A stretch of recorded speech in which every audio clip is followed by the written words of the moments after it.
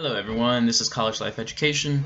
My name is Tyler, and today we'll be going through Robinhood. So this is probably the most in-depth video we're going to do in one topic, but I want to try to get into it as much as we can. So basically with Robinhood, and I'm going to try to throw up screenshots throughout the video as well to show you what I'm looking at. And this is going to be my personal account, and you'll see everything from right now I'm just investing in Goldman Sachs because the market's going down right now, going down in quotations if it does. If it doesn't, you never really know. But I'm going to do an in-depth walk of the home page, how to buy, what the sell types are, the buy types, earning charts, company info, sell type, news, how to view a stock, yearly, annual, daily, and all the different little things that you can do with it. Again, this is my favorite version of investing, especially for beginners and people in college, because it's free, absolutely free, totally free. And actually, at the end, we're going to talk about one of their services. I think that you pay a little bit more for, but you get more stuff with it. But first things first. So when you log into the app and when you create an account, you're going to create a PIN. It's going to be a 4-digit PIN. I think you can also create a word or password. But every time you open the app, even if you close out your screen for a second, it's going to pop back open, and you're going to have to type in your PIN. This is just for security purposes, and it's going to do it every second. Like if you close the app for more than a second, you're going to type it in again. But it's very quick pace. You can type it in instantly, and it'll instantly open. There's no load time or anything like that. So when you open the app, you're going to get to the home page. And on the home page is basically going to look at, this is where, when you open the app, this is going to be your page of everything that you need. So at the very top, it's going to show a chart of your money and how the market's doing with all your stocks together. So like it's going to have the dollar amount at the top, and then it's going to show the chart growing, which I'll put a picture up for that. And then you can choose from 1 day to a week to a month to 3 months to a year to all. So all the time of your money. And you can see the charts and all that and see how everything's going. The next thing up is going to be a little section called stocks. This is going to be a list of all your stocks owned, and you can see the individual charts with a small level. You can click on those charts and it'll open up big, and you can choose the same thing: 1 day, a week, month, all, and so on, so on. And it will say how many shares you have of that stock on the left side underneath the ticker tag. For example, ticker tag, if you don't know what that is so for Goldman Sachs, like you see on my screen, it says GS. That stands for Goldman Sachs. Same thing, NASDAQ index fund is QQQ. Apple is AAPL, and so on and so forth. After that, you're going to have a watch list. And on my watch list, I don't have much right now. I always try to keep the indexes on there, so just keep track of how the total market's doing. Some people like to do this on Yahoo Finance or different other things, news-based. It's pretty easy to find the big three, the NASDAQ, Dow, and I'm missing the other one, the SPY. So far, it's pretty simple, straightforward. So your watch list, you can put anything. You'll see mine. I just keep it there. I keep mine pretty low. Some people have tons. These are stocks either I have invested in, for example, Apple and Microsoft. I've been stocks for, and I'm very interested in buying again when they drop down a little bit. But yeah.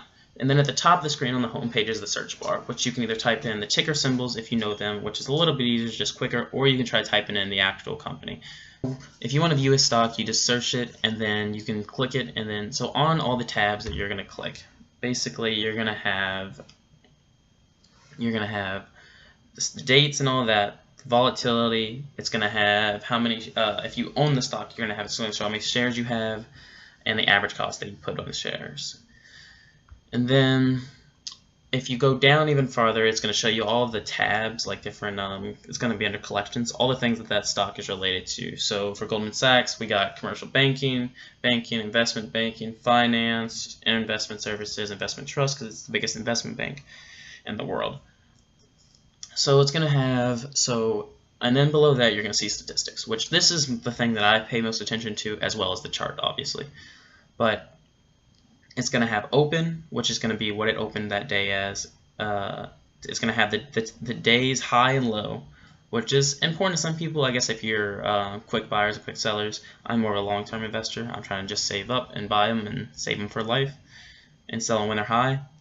Then below that is what I pay attention to a lot is 52-week high and 52-week low.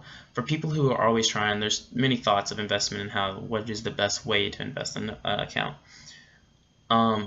I pay attention to this because if I always try to get somewhere in the middle, if I'm buying a stock, I want it in the middle of the high and the low or lower. So the halfway point in between those or lower, so I can buy it on the low.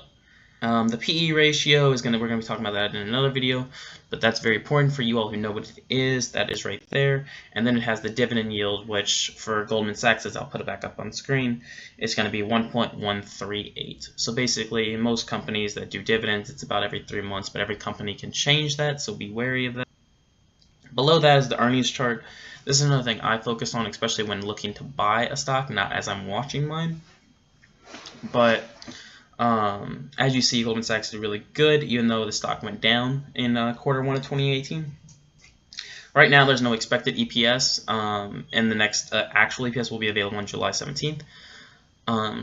This is a good way just to see how your company's earnings are doing. Just be careful about this and look more into like the different charts and things of your company, because this can be kind of, the EPS can be I don't want to say rigged, but it can be, the companies can work with it to make their company look better.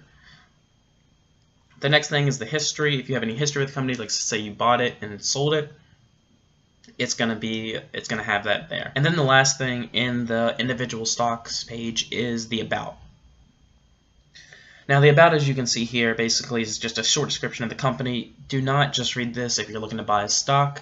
Do a lot more research than this. You're gonna need a lot more than this. But this is a good general idea if you're like looking for stocks and you just want to start doing more research. This is a good idea to like get some info about it to see if you're in about it. Like some people only invest in electronics, some people only invest in like companies that have been around for a long time. It's a good just like opening way for you to find the company. Alrighty, so the next thing you'll see is that it says trade in the bottom. Now if you click that, you're gonna get something that says sell and buy. And there are many types of sell types and buy types. We're gonna go through all of them real quick. There's market, limit, stop loss, and stop limit.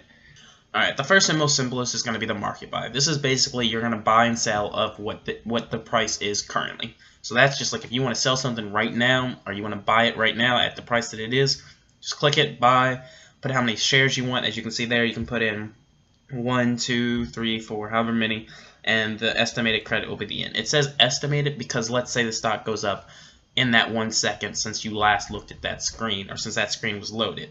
So it says 227.82 right now when I'm currently recording this video, and let's say that all of a sudden the stock jumps to 227.84. You're going to be paying 2 cents more per stock, but that's just how that, I mean, they can't be 100% accurate 24/7 with that like loading. So the next one is going to be limit. Limit is the maximum you're willing to pay if you're trying to buy, or the maximum you're willing to receive, or the minimum you're willing to receive. So a limit again is if you're buying, it's the max you're willing to pay. So basically, you're going to put an order in saying that if this stock hits a dollar, like say the stock is currently priced at $127. If that stock hits 126, you're going to buy it. It's going to instantly buy it, like just like that. The app will do it even if you're not in it. All right, the next one is stop loss. Stop loss is when the stock price drops below this price, it will sell. So say a stock is going down a lot, but you're kind of hoping it'll go back, but you're like, if it drops below 120 bucks, I want to get rid of it. I'm done with it. I made a mistake. I'm done with it. That is when you're going to use a stop loss. And that's when you're trying to sell. When buying and you're at a stop loss, it's going to be, if it goes above this price, it'll buy. So basically, it's either stopping you from losing more money, or it's stopping you from like missing out on too much gains. So let's say a stock goes from 670, which is a very expensive stock. Let's do 67 bucks.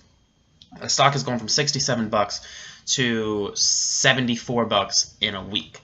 And you're like, oh wow, this is going really well, and you're saying, which huge good if a stock's doing that. Let's say you're like, okay, if this stock keeps going up and it hits 75 bucks, I want it to instant buy. So that's when you're going to use a stop loss. So you could have gained all those gains, but like if it hits 75, you're done missing out on this amazing stock that's going up absurd amounts. The last one is a stop limit. Basically, basically this is just a stop loss, but instead of buying it, it turns the order into a specified limit buy or a limit sell. So it's kind of just a mixture of a stop loss and a limit. Pretty straightforward with those.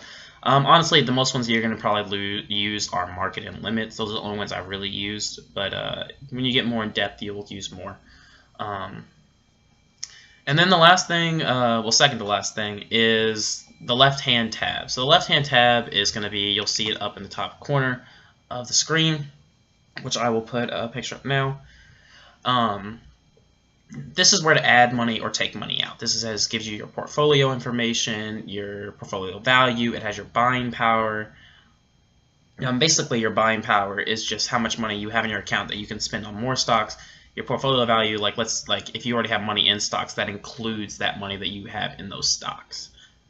And buying power is literally if you just want to throw another $1,000 into your Robinhood account to invest, you can just leave it there until a stock looks good. Then your buying power will be used, and that money will go into your portfolio value. But yeah, this whole left tab is pretty much all the settings, all the jazz that the app actually uses, like inputting money, putting money back into your account, and so forth and so forth.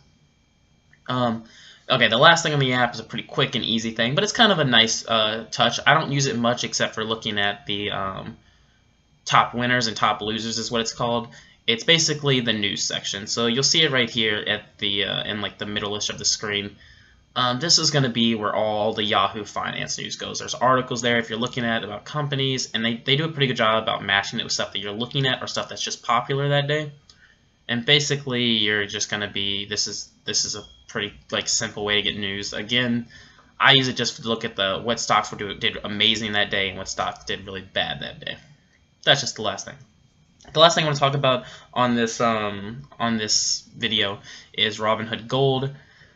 Basically, it's a paid, it's like you pay money for it, and it's a more pro-S version of Robinhood. You can get your money instantly put in, your buying power. When you input money, it will take time for it to go in to your account.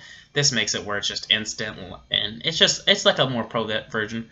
For college students in the audience that I'm trying to aim at, which is younger people, I would say just get the normal. If you're going to pay for the Robinhood app, I would say go to E-Trade, just because they have more statistics and everything else, more things you can do with it. If you're willing to pay money for something, this is the free version. I would suggest just staying with that. There's not much. I've looked at other people's reviews of it, and it's just not that big of a change for you actually having to have money put into it. It just feels good to use a free app. But yeah, that's going to be everything of Robinhood today. We're not going to do any more in-depth reviews of any of the other stock market apps I talked about, just this one because it's my current one and I find it the best by far. But yeah, thank you all for watching, and have a nice day.